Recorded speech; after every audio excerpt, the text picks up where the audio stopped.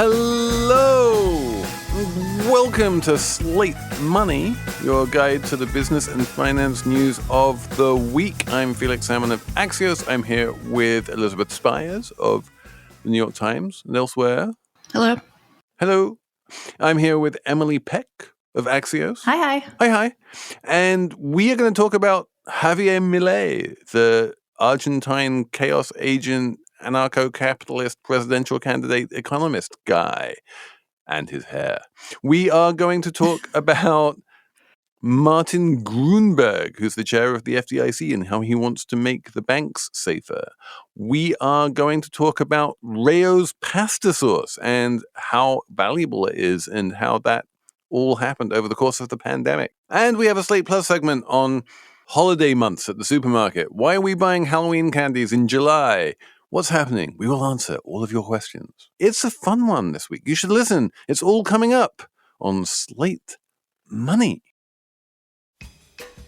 Slate Money is brought to you this week by Progressive Insurance, which loves the way that you customize your podcast queue. You might be wanting to listen to comedy or celebrity interviews or true crime or news. You get to decide what you listen to, when you listen to it. And guess what? Now you can basically do the same thing with auto insurance. They have a name your price tool at Progressive, which works just the way it sounds. You tell Progressive how much you want to pay for car insurance, and they show you coverage options that fit your budget. Get your quote today at progressive.com to join the over 29 million drivers who trust Progressive. Progressive Casualty Insurance Company and affiliates. Price and coverage match limited by state law. Hey there, Slate Money listeners. Before we start the show, I want to let you know about a story coming up a little later. It's from one of our partners, SAP. Is your business reaching an exciting turning point? Are you ready to seize the moment for growth? Well, when you're facing tough decisions, SAP can help you be ready for anything that happens next. To learn more, head to sap.com/be-ready. And stick around to hear how the president of an esports league seized the moment. Okay, so let's start with the large but not enormous banks, which it turns out we all learned in March of this year are systemically important. There are these big things called global systemically important banks, or GSIBs, and there are like 5 of them in America, and you know who they are. They're Wells Fargo and Citigroup and Goldman Sachs and Bank of America and JP Morgan and State Street and, those guys, the giants, $1 trillion balance sheets. And everyone knows they're too big to fail. And as Emily has said many times, too big to fail is good now, because if you're too big to fail, that means you can't fail and you can't cause a banking crisis. Then one layer below them is the regional banks, which definitely included SVB and includes people like Truist and PNC and banks like that, which still have hundreds of billions of dollars in assets and could cause real chaos if they failed uncontrollably. And when SVB failed and a couple of others, the Federal Reserve was forced to step in and declare something called the systemic risk exception, basically meaning that all of the uninsured depositors would get all of their money back because they were really worried about the systemic implications of these banks failing. And so, Emily, this week we had Martin Guenberg, who's the chair of the FDIC, coming along and giving a really important speech and saying, given that we have now learned basically that these banks are to all intents and purposes too big to fail, that you have to invoke this systemic risk exception if they ever fail, and the word systemic is right there in there.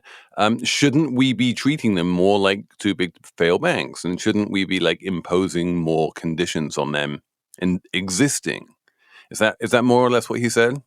Yeah, I think so. He said we need to avoid getting to a place of the sort we were back in the spring. We don't want to do a systemic risk exception. It's really hairy to get it all pulled off. And it's not a guarantee that it would happen. Like, say, there's a Trump administration in the White House or any administration. They might not agree to doing a systemic risk exception, and the whole thing might go kablooey the next time. So the idea here is to put new systems and guardrails and things in place so you don't get to that point again, right? Exactly. And even with the systemic risk exception, the banking crisis this year was kind of hairy. And he goes into detail about basically how, one of the things that too big to fail banks all have to do is they have to come up with these things called living wills and, basically really give the regulators the ability to come in and take over and know where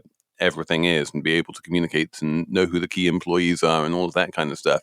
So that if there is a bank failure, the actual business of banking can continue uninterrupted. And basically, although technically they had them, in reality, they were woefully insufficient. And the FDIC came into like Silicon Valley Bank and just had no idea where the light switches were, basically.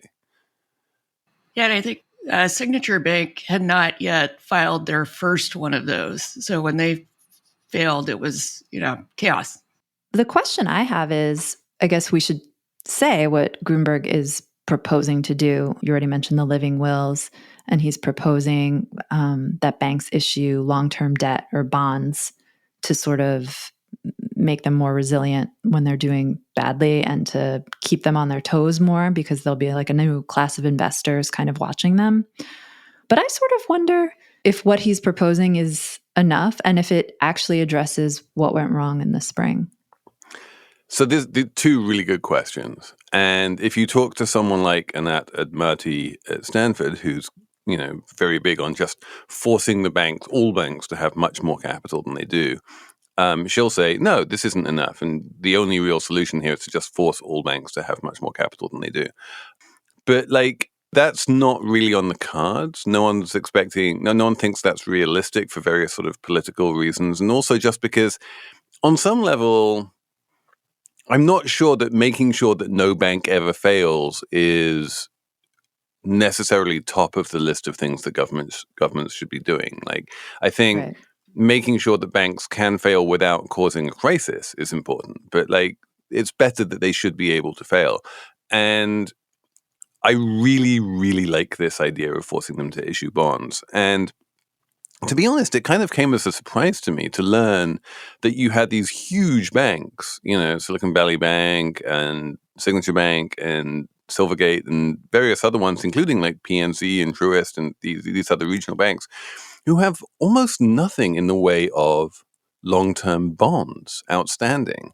Because you think of banks as being these sort of sophisticated financial engineers who are constantly doing clever things with capital stacks, and every other company in the world pretty much has, a bunch of stock outstanding and a bunch of bonds outstanding. And it's unintuitive that banks would not. But it turns out that most bank liabilities are not bonds. They have a little bit of overnight debt in the sort of overnight bank lending market, what used to be called LIBOR.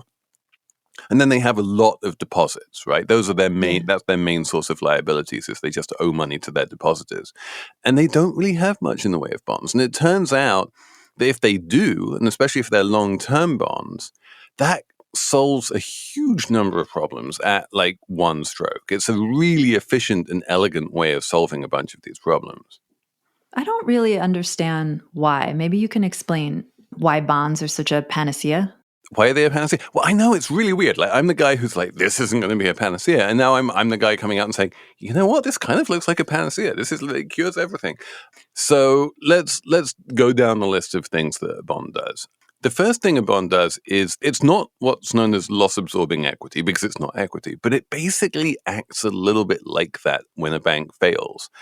When a bank fails, obviously the problem we're worried about is that its liabilities are bigger than its assets, right? And so it owes a bunch of money to a bunch of people, and it can't pay that money to a bunch of people because it doesn't have enough assets to cover those liabilities. And the liabilities of the bank, as we've said, are almost entirely deposits, and deposits are insured. And even uninsured deposits are insured. This is the thing that we learned during the banking crisis this year, was that even though technically deposits over $250,000 were uninsured, in practice, bang, in comes their systemic risk exception and they all become insured, which means that all depositors get their money back. There's no loss absorbing capacity on the part of depositors. And really, it's the government on the hook in the form of the FDIC insurance fund who winds up, having to pay, in this case, I think $33 billion between Silicon Valley Bank and First Republic, is the estimated losses to the FDIC in terms of having to pick up the bill for these banks failing. So what bonds do is they create a whole new level of liabilities that instead of the FDIC insurance fund picking up the losses and instead of depositors picking up the losses, the people who take the losses are bondholders, people who walked in with their eyes open, knowing that they were taking credit risk and saying, yeah, because we're getting paid a little bit extra, we're getting that extra spread over the risk-free rate, we are willing to lend you money. And we know that the risk we're taking is that we might lose that money if the bank fails. And so that is a way to create this kind of buffer zone of allowing the bondholders to lose enough money in the event that the bank fails, that the depositors never really become at risk. So the bank fails, depositors get their money back, but the bondholders lose all their money. Or at least some of it. Yeah. The idea is, like in the jargon, that the bondholders are junior to the depositors. Oh, wait. And so the bondholder money helps lighten the load on the FDIC or something. Exactly. And it does a couple of other things as well. One of the things it does is it creates a whole class of bondholders, right? And bondholders are very different from shareholders. Shareholders want to maximize upside. They want to make the bank as profitable as possible and get as much money as possible for themselves because their upside is unlimited. Bondholders have highly limited upside. They know the best case scenario is that they just get their money back with the statutory interest. So what they want to do is minimize downside. And so now that the bank is being forced to issue bonds on a regular basis, the bank is having to sell securities to investors who don't care about the upside anymore. They just care about minimizing the downside. And so they have a whole new set of stakeholders. And the bank is going to want to issue those bonds at a very low spread. They want to be seen to be very safe. And so they are going to have to persuade the markets that they have a negligible amount of credit risk, because that is the only way that they're going to be able to issue those bonds at a cheap rate and be able to keep their cost of funds low. And so that forces the bank management to be much more conservative and much safer. So the bond investors are regulators. Exactly. Like, you remember that famous quote from James Carville about, like, when I get reincarnated, I want to come back as the bond market because I'm so powerful? It's a little bit like that. Does anyone remember that? Didn't he say something else that everyone paid attention to? Was he the one who said, it's the economy, stupid? Isn't he? It's the economy, stupid? I think he might be responsible for that. I don't remember the bond quote is what I'm saying. And then there's this other thing, right, which is that because the bonds are traded every day and there's a market price for them every day, whenever the market thinks that a bank might be in trouble, it will just mark down the price of the bonds, and that spread on the bonds will start gapping out. And that's a really good early warning system for the Federal Reserve and for regulators and for the market as a whole, saying, hey, there's a problem here. And when that starts to happen, the bank is going to really work very hard to raise new capital or do whatever it needs to do in order to try and, calm the waters. And that bond spread is a much, much better indicator of how risky a bank is and what its chances of failure are than the share price, which is really all we have to go on right now. My questions were, when I was thinking about this, was I went through a little bit of a roller coaster because Silicon Valley Bank, I mean, it failed because of a viral panic that happened over a day when people just yanked their money out. Mm-hmm. And does Guenberg's plan address that specifically? No, it's the idea is to head it off so that never happens again. So there's never a viral panic again, which I guess makes sense. You can't really address the viral panic straight on. Like, what are you going to do? Shut down Twitter or X or something? No, you just have to make it so that a panic doesn't happen because people are watching the bond market or whatever, and they're looking at signals and they understand the risks more than they did in Silicon Valley Bank's case. I think that's exactly right. He's quite clear about this, that the reason why people were panicked was, they were watching the stock price. The reason why they were watching the stock price is because there wasn't a bond price. If the bond price had been giving signals all along, then that would have given the bank a lot more time to raise the amount of capital it needed to stay alive. Similarly, the reason that people were panicked was because they knew that if the bank failed, they could look at its balance sheet, and they knew that if the bank failed, the bank didn't have enough assets to cover the uninsured deposits. And so there was a very, very rational rush to the exits because they were like, if we don't get out now, we could lose all of our uninsured deposits. That was a very real risk. If there was a whole bunch of bondholders out there who would take losses before the uninsured depositors, then that would put the uninsured depositors in a much safer place and make them, and it would make the chance of them losing money on those uninsured depositors on those uninsured deposits much more remote. So they would be much less likely to panic.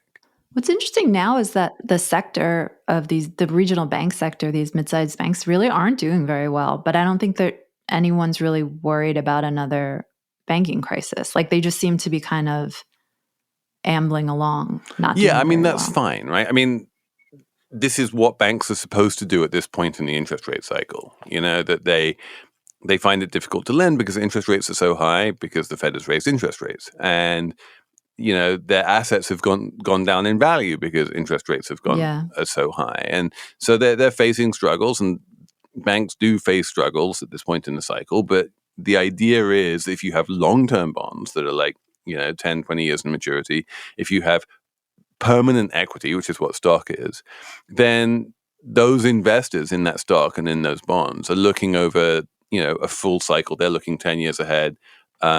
And so they can see past whatever like immediate troubles the bank has, and they can absorb that kind of volatility in the way that maybe a more fragile structure without all of those, bond and stock buffers might not.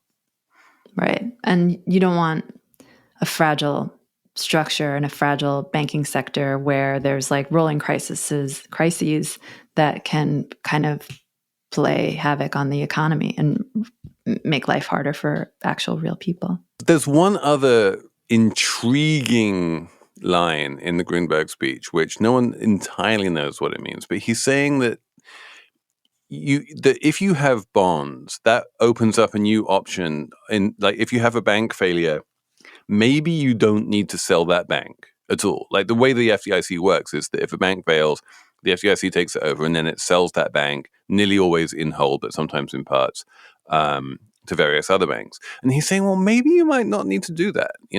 Maybe if you have bonds, then what you can do is you can basically restructure those bonds, maybe do some kind of a debt for equity swap, something like that, and then turn those bondholders, those old bondholders, into the new shareholders somehow, and then just recreate the bank, sort of post-failure as a self-standing independent institution. He doesn't quite come out and say that, and it's not clear that that's exactly what he has in mind, but it's definitely one way of reading what he said.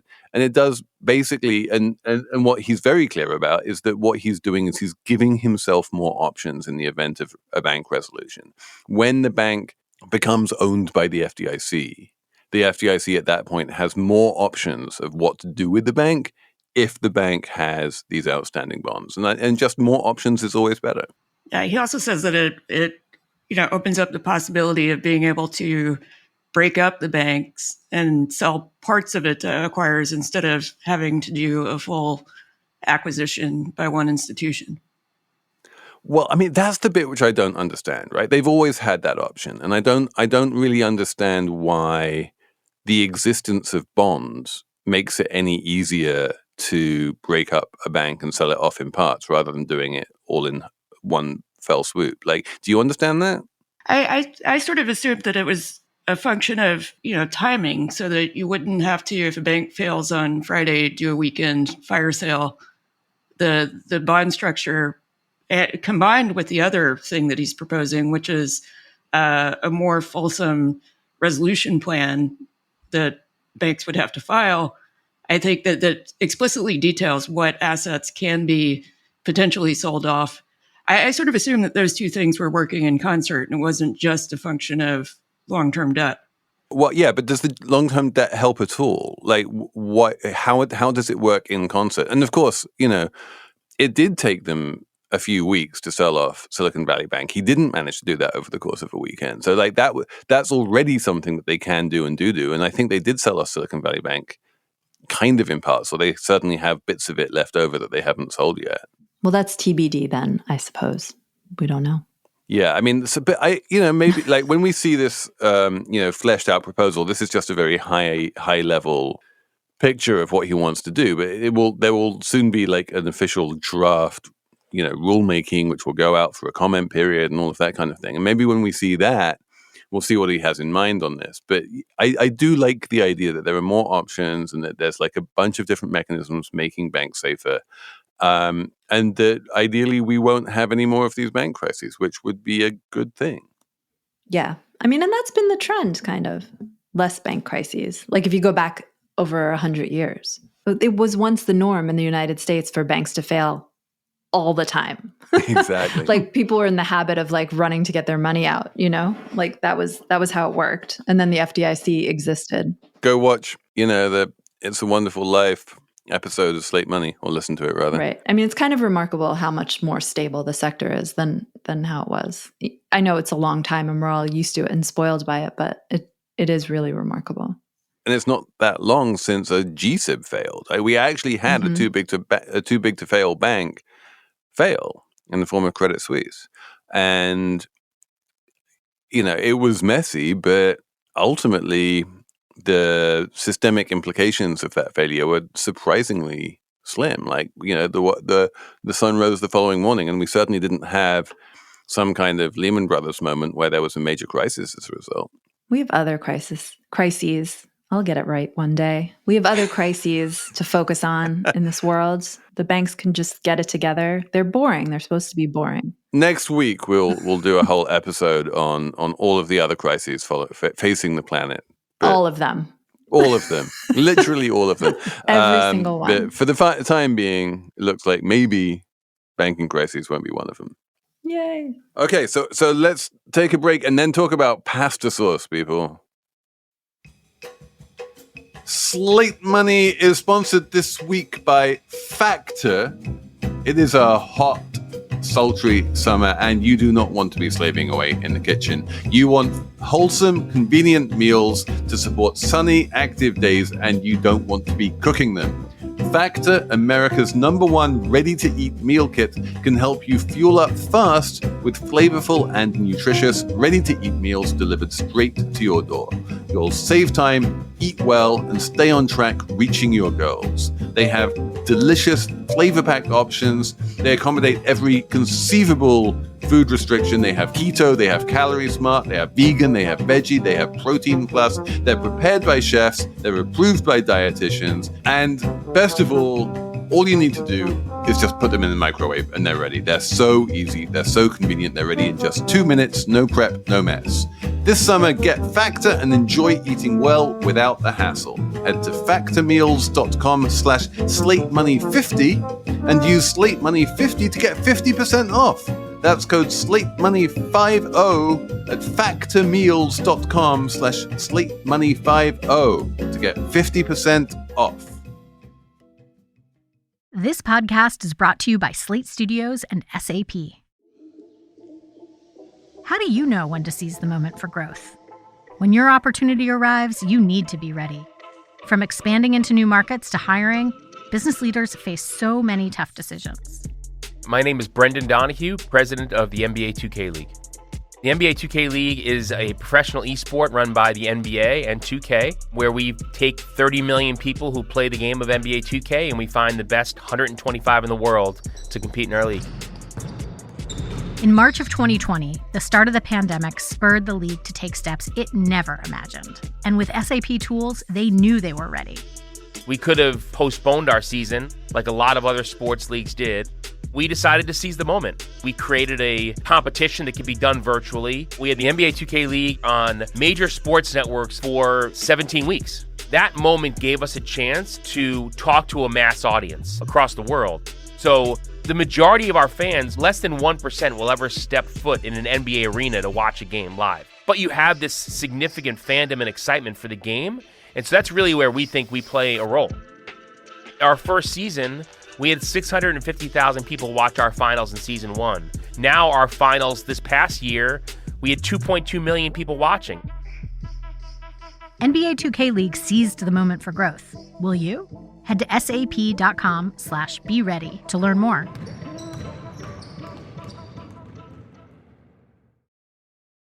Emily, you're the Yes, go careful. suburb dweller, I'm going to say, the supermarket shopper.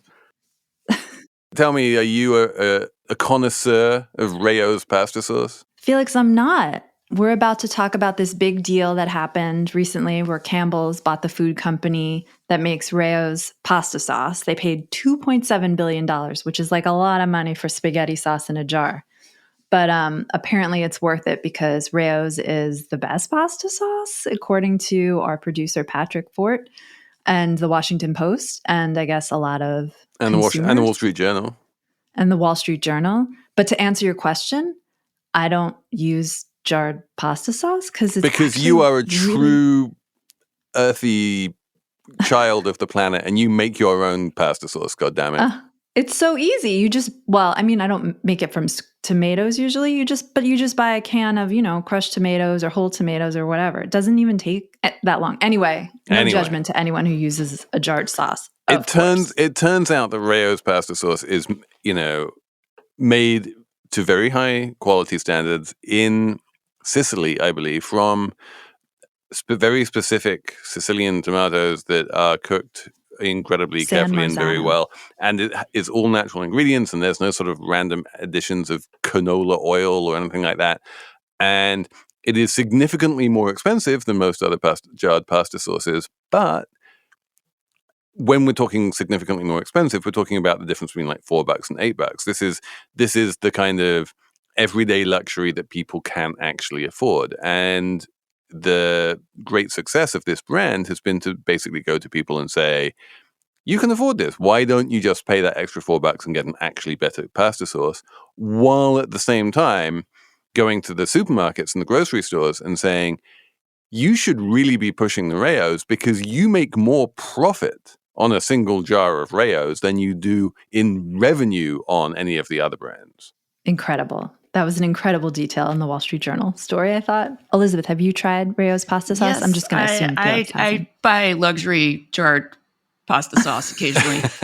And I like their marinara. And I'm also incredibly lazy, so I don't make my own sauce that often. That's okay. No judgment. I think one of the reasons why I bought it initially was because it doesn't have added sugar. And almost every jarred brand that you get has that. And so if you're diabetic or you insulin resistant, having jarred options that don't have those things in it are actually very convenient. And it's tasty. It really is kind of way better than a lot of the other jarred sauces. The sugar thing is really interesting to me because I was kind of asking myself, like, why is it that this didn't exist before? Why is it that all of these other competitors are full of canola oil and added sugar and all manner of umskia? And there were basically 3 theories I had, and I don't know which of them are true and to what degree they're playing here. One is just that it's much cheaper for them to do it that way, and there's always been this capitalistic urge to try and produce things as cheaply as possible in order to compete in the market and to maximize your profit margins and that kind of stuff. So you do that just for the sake of making it cheaper. The second is that Americans have historically had a very sweet tooth, and they maybe just prefer sweeter things. And maybe it took Rayo's to come along and make people realize the tastes have changed a bit, and now that sweet tooth might be going away a bit. And then the third thing, which I don't know about at all, is just this idea that often you find in supermarket goods that you have a lot of ingredients there just to make sure that the product is shelf stable. It will still, it'll taste the same way in 3 years' time as it does today. And, you're not going to have any botulism outbreaks or anything like that. And I do wonder, and maybe a Slate Money listener can write in and tell us whether this is part of it at all. I do wonder whether there might not have been some kind of low-key improvements in jarring technology somewhere over the past, 20 years that allowed Rayo's to jar this purely natural spaghetti sauce without having to worry about being shelf stable. I mean, if I make spaghetti sauce at home and put it in the fridge, I can assure you it's not going to last for 3 years. Well, it's so profitable a product. Like I would imagine that they worry less about inventory aging out. They don't need it to last 20 years or whatever. No, but they need it to last 3 years. I did look this up, and they're like, this is perfectly fine. Like, it will taste the same until 3 years, and it will continue to be healthy after that. Like, jars of tomato sauce, really do just live in the back of the pantry for years and get pulled out at random times. You can't expect people to use them quickly. The other interesting thing was this journal story was really good. There was a line in it that said Rayo's was the Zoom of food because during the pandemic. And it did much better than Zoom because Zoom is like on the way down right now. Great point. Its popularity is still here with us. But yeah, sales doubled in the pandemic. And that's when I think, everyone was cooking at home and standards kind of went up for what you were going to buy and what you wanted, You wanted more comfort and you wanted things that tasted better because maybe you weren't going to restaurants anymore. So there's this whole new kind of class maybe of shoppers and consumers buying things that probably they weren't even buying before and demanding a higher quality. And I think that's not just reflected in the new demand for this fancier $8. I mean, it costs like $10, I think, where I live, a jar pasta sauce, but also for like different kinds of ice cream and yogurt and things like that. Like these higher end brands are really doing better. Yeah, I think also, customers were freaked out by supply shocks during the pandemic and they just started stocking up on non-perishable items, I think, more than they would have. Yeah. But the point is, this is not like a one-off upstocking, right? If you look at the sales of Rayo's, they went up during the pandemic and then they just kept on going up. There was no mean reversion at all. And that's in part because of the that company Sovos, when they bought Rayo's from being just a tiny business, they like pumped millions of dollars into the marketing budget and just made sure to get the product on shelves and just spread the word about it. So I think it was like the perfect timing was just really good. Yeah, they nailed it. Nailed it. Do you know the Trump angle here? No. There's a fun little Trump angle, which is someone's going to write in and correct me on this one, but the first time that Rayo's pasta sauce was sold to Sovos, that was like the big exit for the Pellegrino family and a bunch of their friends, and basically the people who had turned Rayo's the restaurant into a brand of tomato sauces. Mm-hmm. And one of the family members who got rich from that deal was Donald Trump Jr.'s first wife. Oh. And she basically woke up one morning very rich and she was like, I don't need to be married to this dickhead anymore. And she immediately divorced him. Oh my God. Not only is it a delicious pasta sauce, but it liberates women from bad marriages. That's a delicious story. Yes. Oh, wonderful. All I knew was Rayo's was this like 100-plus-year-old restaurant in the Bronx that is impossible to get a table at and doesn't take reservations and is delicious. Well, so we're told. I think people eat there for the sake of eating at Rayo's more than for the sake of it being delicious. But yeah, it is impossible to get a table at. I remember when Hillary Clinton became New York's junior senator, and that was the way that she could finally get a table at Rayo's because she got invited there by Charlie Rangel. Is that why she became a junior senator? I think that was why. I think she's like, I've been first lady and everything, and I've traveled around the world, but I've never had a table at Rayo's. So I think that in order to get that table at Rayo's, I just need to become senator for New York. Well, now she could just go to the Chappaqua Whole Foods and buy a jar of the sauce. Exactly. And exactly P.S. Campbell says, yes, it's exactly the same. I feel like it's better. Campbell's CEO says they won't change the recipe. P.S. And he had this great quote about, like, we haven't changed our chicken noodle soup in 125 years, which I really liked. I was kind of like, maybe you should change it. I've had it, and it's not like so great. Okay, so we're going to take a break, and then we're going to talk about some amazing hairdos, or at least one amazing hairdo. Slate Money is sponsored this week by Brooklinen, which is going to keep you fresh and cool this summer. Easy, breezy comfort in their award-winning sheets. They only use the highest quality materials for all of their products, including long staple cotton, so everything is built to last, but it also just feels great. Brooklinen is the internet's favorite sheets. And while there's no such thing as the perfect sleep, there is the ideal fabric for every kind of sleeper, and they have that fabric for you. Brooklinen is the perfect way to build your own indoor oasis to escape the heat. The options are endless, so simplify your shopping by bundling. Get the bed, the bath, both, everything. Save time and up to 25% when bundling your new favorite home essentials. So shop in store or online at brooklinen.com today to give yourself the cooling sleep you deserve this summer.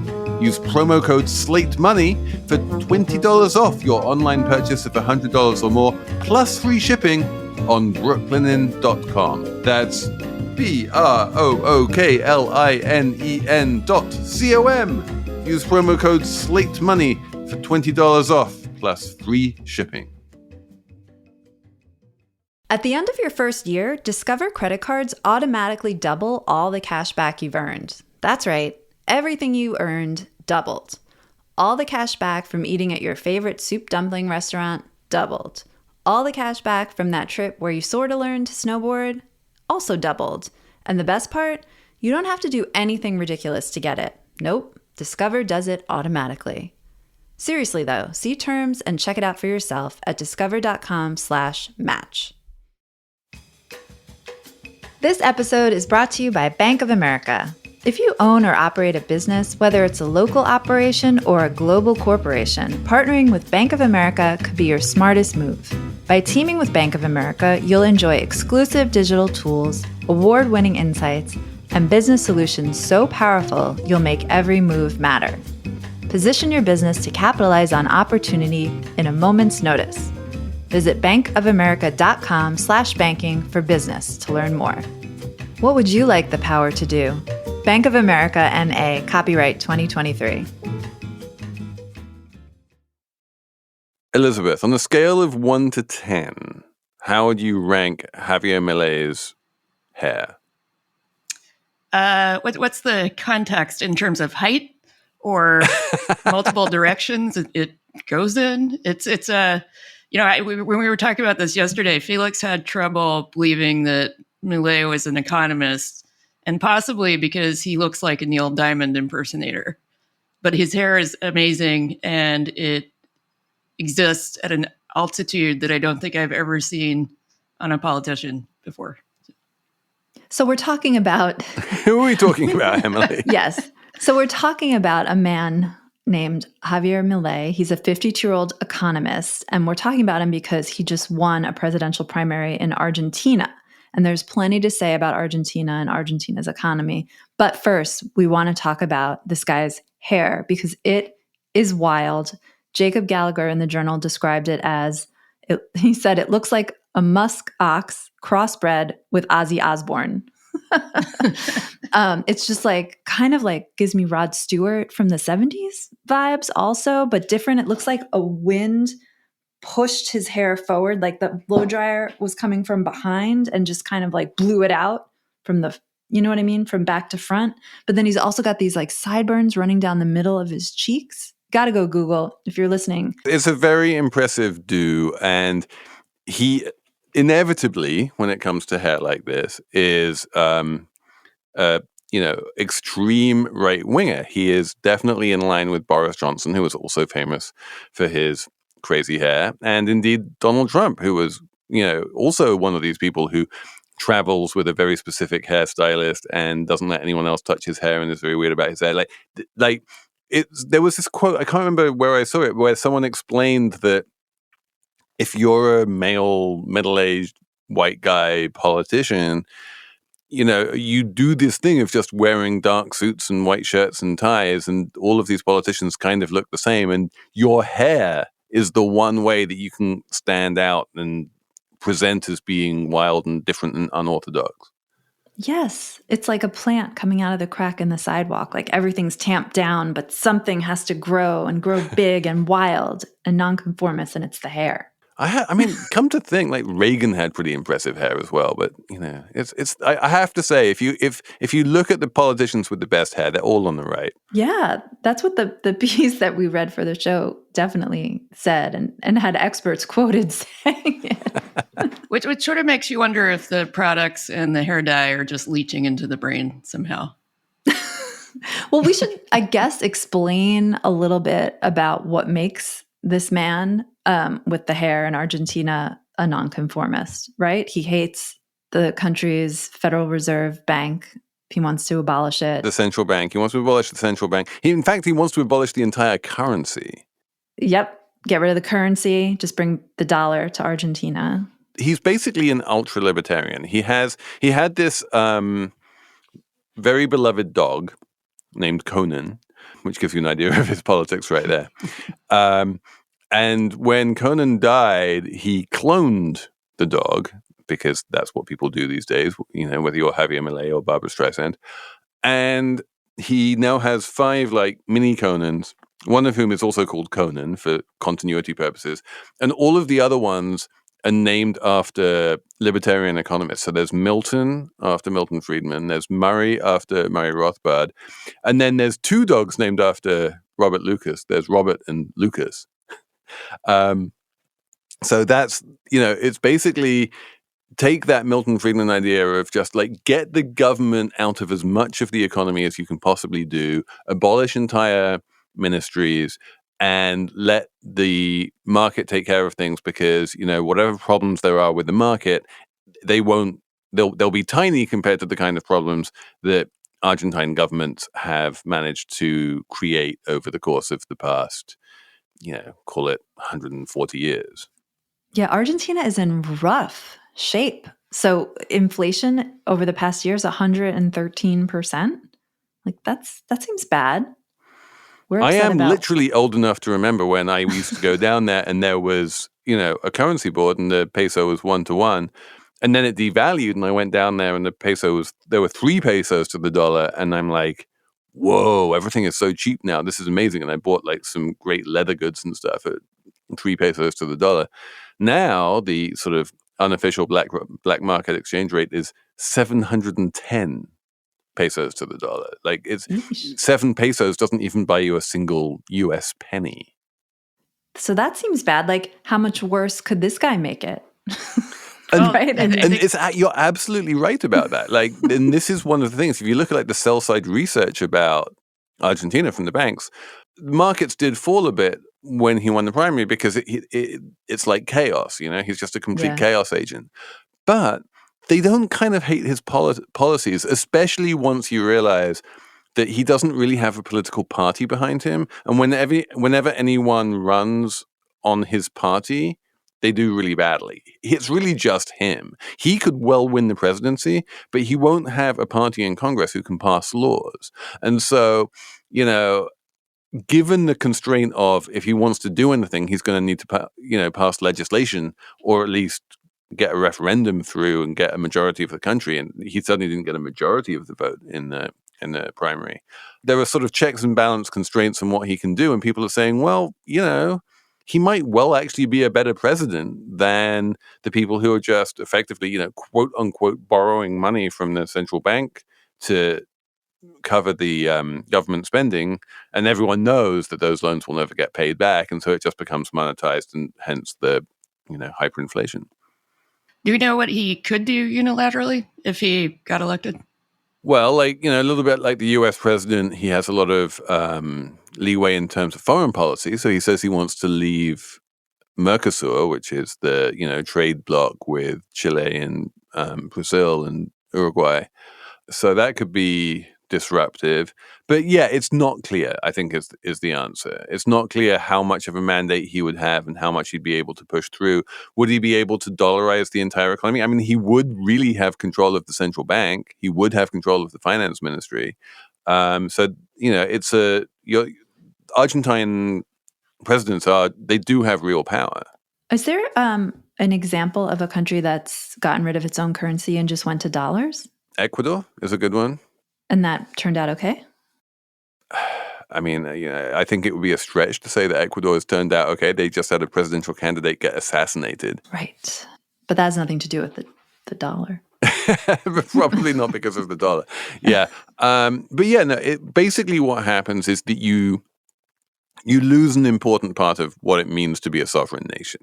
You don't have control of your own interest rates. You don't have, a central bank who can, run the economy. You're at the mercy of the U.S. Federal Reserve. If American inflation is running high for whatever reason in, the USA, and the Federal Reserve starts hiking interest rates 11 times, then your interest rates in Argentina or Ecuador or whatever have to go up because effectively the Federal Reserve is your central bank. And the Federal Reserve has made it very, very clear that they do not consider the plight of dollarized economies when they're making interest rate policies. They only consider the United States. Right. So, the idea that your currency is being controlled by a central bank that literally does not care about you is definitely, one of the problems here.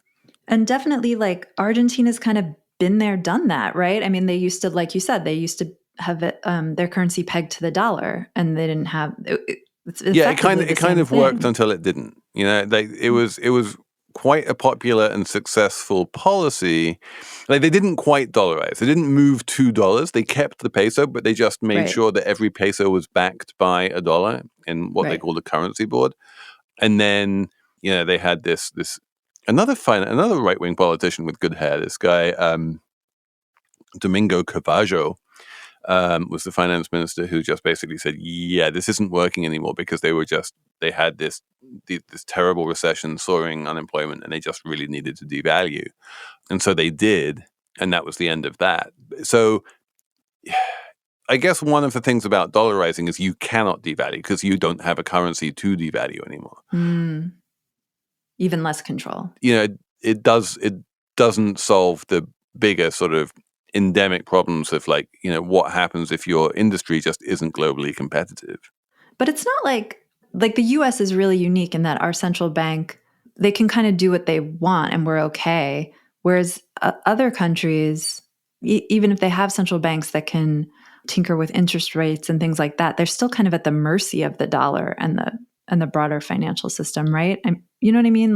No, I mean, there are a lot of countries that have a lot of power and control of their central banks, right? They tend to be the richer countries. So, yeah. But, it's not just the United States. It would definitely apply to UK, Japan, Canada, certainly China, India. They're not sort of at the mercy. The FX rates are not that important to those countries. I guess I'm thinking more of poorer countries, emerging markets, that kind of thing. But emerging markets, they do tend. That's one of the big differences between a developed country and an emerging market. So the emerging markets do need to care much more about the balance of payments and the foreign exchange rate and that kind of stuff. Well, will Weird Hair make it all the way to the top? Stay tuned. Stay tuned. Almost certainly he will not win the election in October, but he will almost certainly be one of the top two. So then there will be a runoff in November, and he could easily win that. All right, I think we should have a numbers round. Elizabeth, do you have a number? I do. It's $413 billion, and that's the market value of Novo Nordisk. And that's a little bit more than the entire GDP of Denmark, where the company is headquartered. The stock versus flows again. We love them. There was a whole article where they were like, "This is a really dumb comparison, but we're going to make it anyway because we cannot resist." But anyway, Elizabeth, go on. The thing is, for context, this company makes Ozempic and Wegovy, which are the weight loss drugs that many, many Americans are buying now.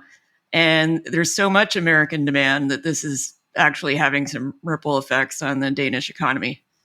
What are the ripple effects on the Danish economy? Well, it's strengthened the Danish kroner, which is the currency, and as a result, it's kept interest rates lower than the EU rates.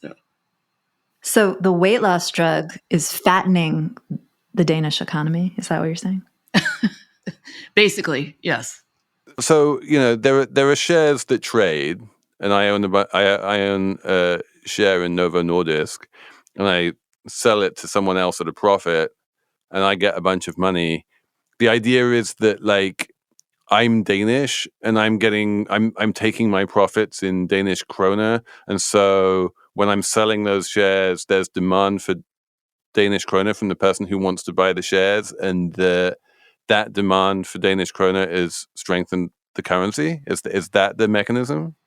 I think so. There's also a sort of an element to this that I didn't realize. The company is partly owned by a foundation, and so I think some of the money gets plowed back into not just the company, but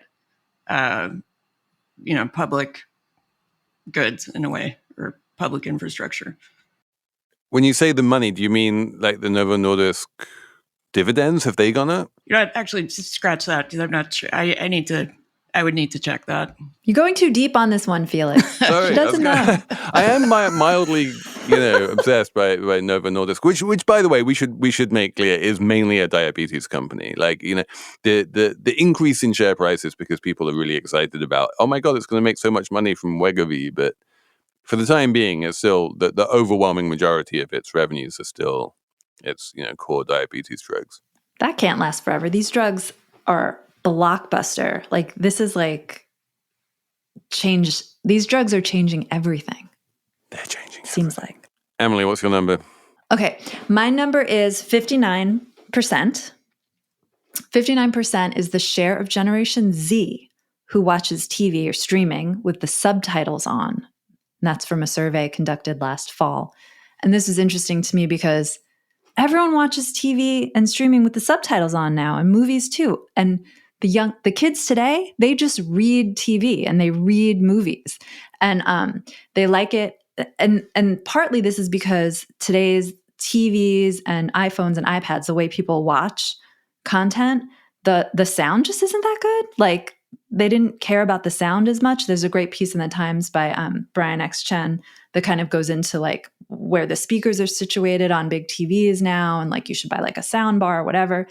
So the sound's not that good. Like no one was paying attention to the sound. Or like if you're watching a movie on your iPhone, the sound's been compressed. So it's really hard to understand what anyone is saying in movies now, which is kind of crazy if you think about it. Like a movie should show you images and sound, and you should be able to like get the message across, but they don't. So everyone's reading them now, and the kids today, they like to read them. There's in the survey, they talk about how kids like to get ahead of the plot so they can do other stuff while watching TV. You know what I mean? So you can see kind of like what's coming because you read faster than you take in the picture and the sound. Anyway, I just thought that was interesting. People reading the movies. Do you guys do that? Yeah, we started trying to watch I'm a Virgo on Amazon, and yeah, it was like it was just a mush of sound, and I had to turn the subtitles on because I had no idea what anyone was saying. Yeah, I think part of it is that people just don't put as much effort into sound quality as they used to. But one of the interesting repercussions is that the whole art of subtitling has become way more important, and demand for subtitlers is through the roof. And especially in like when you given the internationalization of streaming, now that a whole bunch of stuff that we watch is foreign, whether it's Squid Game or whatever, or Drops of God, everyone just expects everything to be subtitled. So like dubbing has basically disappeared, and when you watch something foreign, you're watching something genuinely foreign without anyone trying to pretend that they're speaking your language. It's kind of fun. I like it. Yeah. The art of the subtitles, it's really interesting. And I feel like when Stranger Things was popular, I guess last summer, that was like a big story because the subtitles to Stranger Things were amazing. Like the word squelch kind of went viral for a time because it was used in the subtitles. I mean, they're really, really, really good. My number is 10,500, which is the amount that a farm in Germany is being sued for in euros by a man named Felix. Because as a German, we just know that his name is Felix F. But Felix F decided he was going for a hike in Bavaria, and he parked his car next to a farm, and he went for his hike, and he came back, and he discovered that his Mercedes had been severely damaged by being licked by cows. That the cows had found his car and had licked it and had caused 10,500 euros of damages. And so now he is suing for 10,500 euros. And I think last I saw, they'd offered to settle for about half that. And I guess cow licking is not a clause in a typical auto insurance policy. It should be. Guys, make sure if you have car insurance that your car is insured against cow tongues because they can cause a lot of damage. On which note, I think we really need to wrap this up.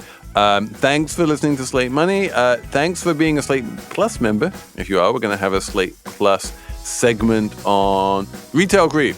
It's the holidays already, apparently. So we're going to talk about that in Slate Plus. Many thanks to oh my God, Merritt and Kevin and Patrick and the whole Slate production edifice. We have so many people part of this production this week. It's fantastic.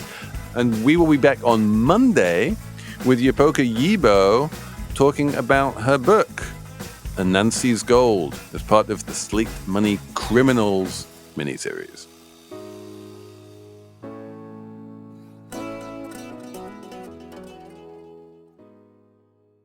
Hey everybody, it's Tim Heidecker. You know me, Tim and Eric, Bridesmaids, and Fantastic Four. I'd like to personally invite you to listen to Office Hours Live with me and my co-hosts, DJ Doug Pound. Hello. And Vic Berger. Howdy. Every week we bring you laughs, fun, games, and lots of other surprises. It's live. We take your Zoom calls. Music. We love having fun. Excuse me? Songs. Vic said something. Music. Songs. Music. I like having fun. I like to laugh. I like to meet people who can make me laugh. Please subscribe now.